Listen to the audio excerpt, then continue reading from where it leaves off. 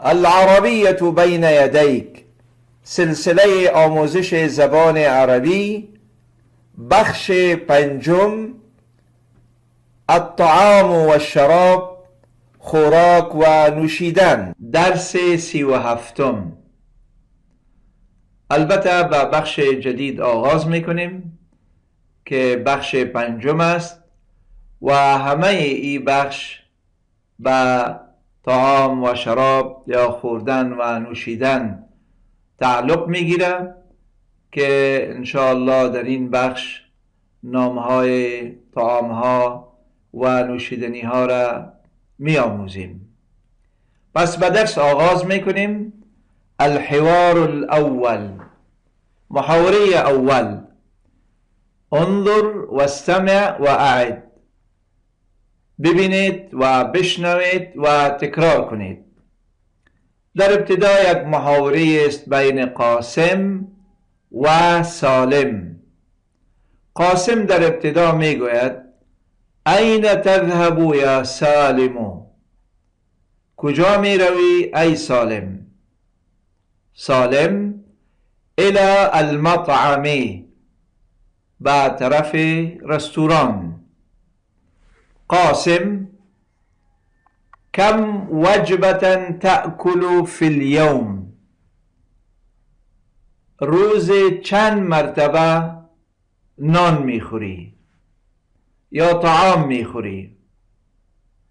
سالم أكل 3 وجبات، 3 مرتبه میخورم که عبارت است الفطور، چای صبح، والغدا، نان چاشت، والعشا، نان شب.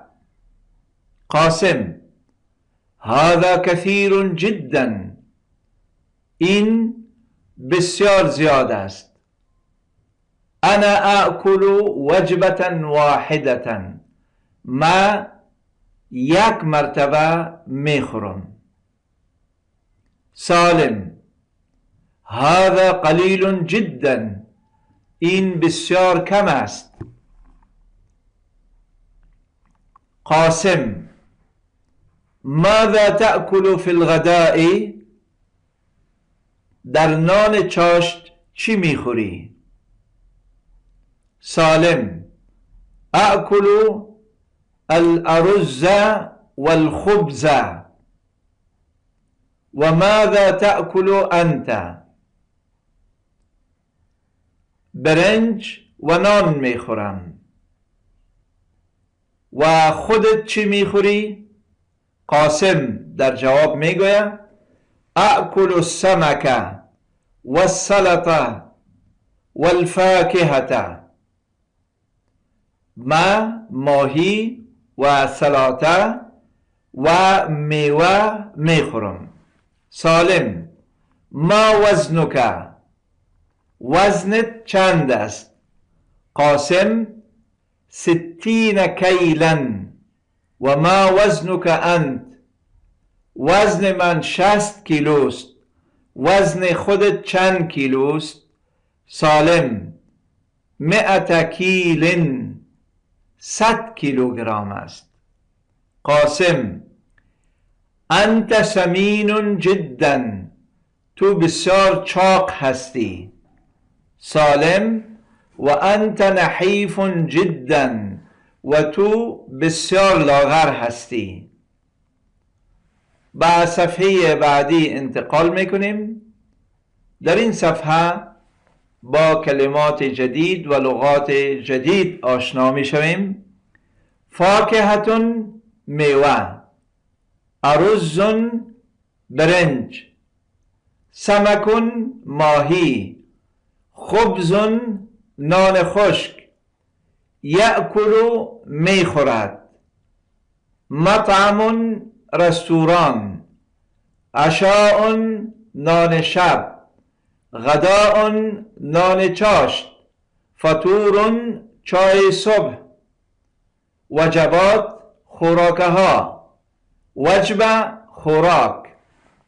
وزن، وزن. قلیل، کم. کثیر، بسیار. 100 کیل 100 کیلو، سمین چاق، نحیف لاغر. بعد تمرین ها آغاز میکنیم. اجب عن الاسئله باختصار. اجب عن الاسئله باختصار. و این سوال ها مختصر جواب بدهید. 1. الى این یذهب سالم؟ سالم کجا می رود؟ 2. من یأکل 3 وجبات؟ کی 3 مرتبه نان می خورد؟ 3. من یأکل وجبة واحدة؟ کی 1 مرتبه نان می خورد؟ 4. ماذا یأکل قاسم فی الغداء؟ قاسم در نان چاشت چی می خورد؟ 5. ماذا یأکل سالم فی الغداء؟ سالم در نان چاشت چی می خورد؟ 6. ما وزن سالم؟ سالم چند کیلوست؟ 7. ما وزن قاسم؟ وزن قاسم چند است؟ دوستان گرامی، درس 37 در همین جا به پایان رسید.